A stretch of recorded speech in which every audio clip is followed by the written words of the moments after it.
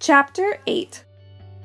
Cousins coincidence. Rosie was right. Fudge loved the gift shop. Everything in sight had a money modified. Everything. Shirts, socks, ties, pencil, notebooks, snow globes, you name it. It was done up as money. This is better than the tour, Fudge sang, racing all around. He was fascinated by the 5-pound bags of shredded money containing a minimum of $10,000. You could buy it for $45. Pete, look, $10,000 all in one little bag. Yeah, but it's shredded, so it's totally useless. I could try to glue it back together, then we can buy every toy in the world. Even if you could glue it back together, it'll be confetti, I told him. If you try to use it, you'll go to jail. Anyways, Dad said, $45 is way too much to spend. How about a $5 bag instead? The clerk suggested, holding one up. Fudge liked the idea. I'll get one for me and one for Richie. Richie doesn't need shredded money, I told him. How about you, Pete? I don't need it either. I don't even want it. Okay, fine, Fudge said. Then I'll just get a bag for me. While Dad was paying, Fudge tore around the shop. How about this tie? He shouted. I have to have this tie. Mom, please, can I have this money tie? Mom hustled over to him. What are you going to do with the tie? Wear it, Fudge said. Please, Mom, pretty, please. With pistachio nuts on top. All right. Mom gave in. But that's it. What about Tootsie? Fudge said. Tootsie doesn't need anything from this shop, Mom said. She doesn't understand about money. Yeah, Fudge said. Then he took off again, laughing like a lunatic. I turned to Mom and Dad. So you think he's cured now? They looked at me like if I was a lunatic. Then Dad said, let's just get out of here. While we were collecting our things, Fudge raced back across the gift shop. Dad, he said, that guy's staring you out. What guy? Dad asked. That one, Fudge said, pointing across the shop. Don't point, Mom told Fudge. It's not polite. Then how will Dad know which guy I mean? Good question, I said. It's pretty crowded in here. Peter, please, Mom said, shaking her head. Then she turned to Fudge. You can describe him instead of pointing. Okay, Fudge said. That guy, who kind of looks like you, is staring you out, Dad. It's not staring you out, I told Fudge for 20 times at least. It's staring at you. Now some guy came across the room and walked right up to Dad. He was big, taller, and heavier than Dad. His voice boomed through the room. You have a Hatcher jaw and the Hatcher's eyes, and if I didn't know better, I'll swear you must be a Hatcher. He stuck out his hand and introduced himself. Howard Hatcher of Honolulu, Hawaii. For a minute, Dad looked blank. Then he did a double take. No, he said. It couldn't be. Are you telling me you're cousin Howie Hatcher? None other than. And you're cousin Tubby, aren't you? Cousin Tubby, Fudge said. I was thinking exactly the same thing, but I don't always say what I'm thinking, the way Fudge does. I'm known as Warren now, Dad told Cousin Howie. Cousin Howie gave Dad a friendly punch in the shoulder. Lost a few pounds since we last met, huh? You were a real butterball in those days, he laughed. A big tub of lard. Dad stuck in his gut and stood up really straight. You got to work out, Tub, Howie said, sticking his finger in Dad's gut like Dad was the Pillsbury Doughboy. I do work out, Howie. Dad got a funny look on his face then, like he suddenly wished he told this guy he must have been mistaken. Like he had no long-lost cousin named Howie. Well, maybe you got to work harder, Cousin Howie said. Run a marathon or two. That struck me as weird because Dad was a lot less flabby looking than Cousin Howie, who had shifted his focus to Fudge and me, and I stood up straight, shoulders back, stomachs tight. See that? That's why we used to call him Tubby, Cousin Howie said, as if we didn't get it by now. So Tub, these handsome boys belong to you? Dad said, yes, this is my family, my wife, and Cousin Howie kissed Mom's hand. So you're the little lady who stole Tubby's heart. Mom looked like she might puke. And these are my sons, Dad said. Peter and Fudge. Fudge, Cousin Howie said. Now there's a name. Actually, it's Fairly Drexel, Dad said. We just call him Fudge. Fairly Drexel? Cousin Howie's voice was so loud, I backed away. What a coincidence. Fudge pulled me aside. What's a coincidence, he asked. It's like when something just happens and something you didn't expect. We didn't expect Cousin Howie, did we? No, I told him. We definitely didn't expect Cousin Howie, but he's more of a surprise than a coincidence. Cousin Howie wasn't alone. He introduced us to his wife, Adora, a chunky woman with freckles, a doll mouth, and straw-colored hair. Sweetheart, he said, I want you to meet my long-lost cousin, Tubby Hatcher. Warren, Dad said, with a tight smile on his face.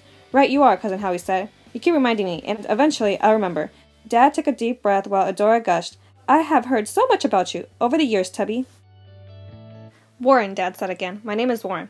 Oh, of course, she said, laughing. You wouldn't go by your boyhood nickname anymore, would you? I mean, imagine a grown man called Tubby. That would be embarrassing, wouldn't it? Actually, Dad told her, Howie was the only person who ever called me Tubby. Is that right? Howie said. And I always thought everybody called you Tubby. And Dora smiled sweetly and told Dad, what a shame you lost touch when Howie's family moved to Hawaii. I know how much Howie missed you. After that, she took Mom's hand and said, I feel as if we personally connected, don't you? But before Mom had a chance to answer, before she could say, why no?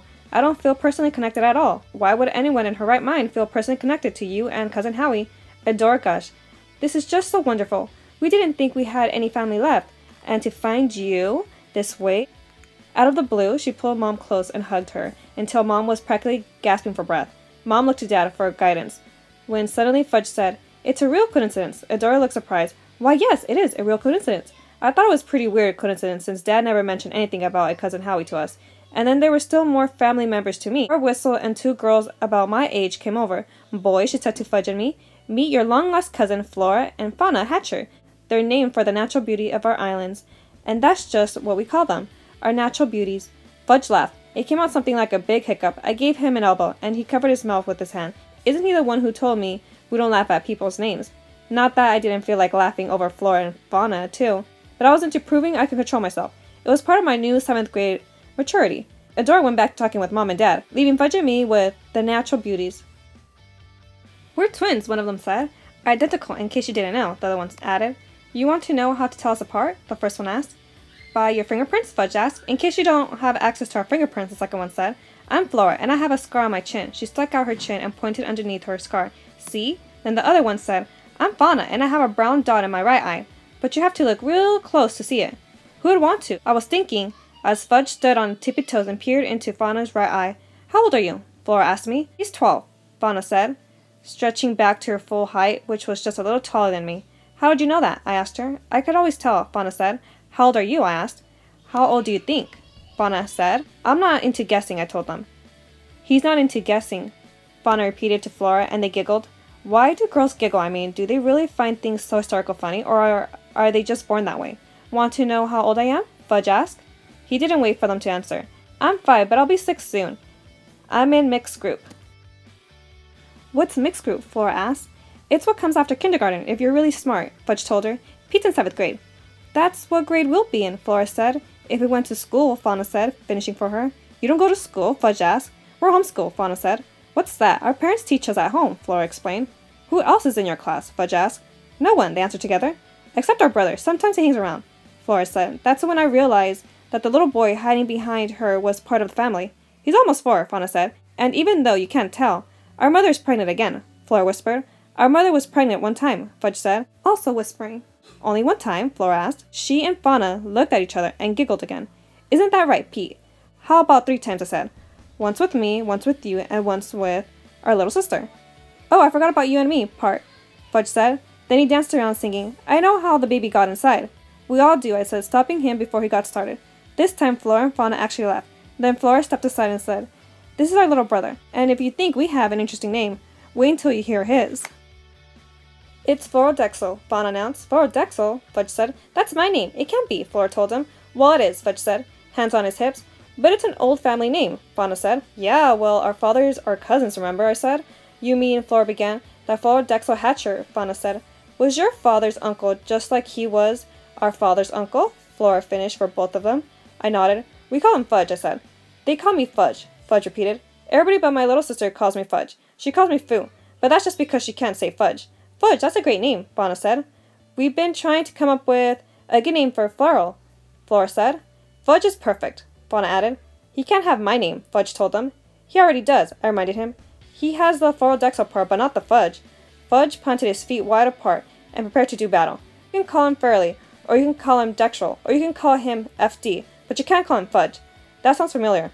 I was wondering where I heard it before when Fudge nudged me and said, "Remember when Ratface said that, Pete?" "Oh yeah," I thought, Ratface. His first kindergarten teacher. Then I started to laugh. Little Fairly growled. "My name belongs to me," Fudge told him, in case they have any doubt. "I own it." "You can't own a name," Flora said. "Can too," Fudge insisted. Little Fairly growled again. Fudge looked at him. "Can't he talk?" "Of course he can talk," Flora said. "But he doesn't have to because," Fauna said. "We say everything for him." Flora finished the sentence. Having a conversation with the natural beauties was like watching 2 guys playing a video game. You got dizzy from trying to follow it. When Little Fairy growled a 3rd time, Fauna said, "He likes to pretend he's a bear." "Or a lion," Flora added. "I don't care if he's a bear or a lion," Fudge told him. "He can't have my name." This time Little Fairy bared his teeth. "I think we should call him Fudgelet," Fauna said to her sister. "Or Fudgekin," Flora suggested. "Oh, I like that," Fauna said. She put her arms around her little brother. "Why don't you call him Minnie?" I said. "Minnie?" Flora said. "As in mouse?" Fauna asked. "No," I told him. "As in Minnie Fudge," in case they still didn't get it.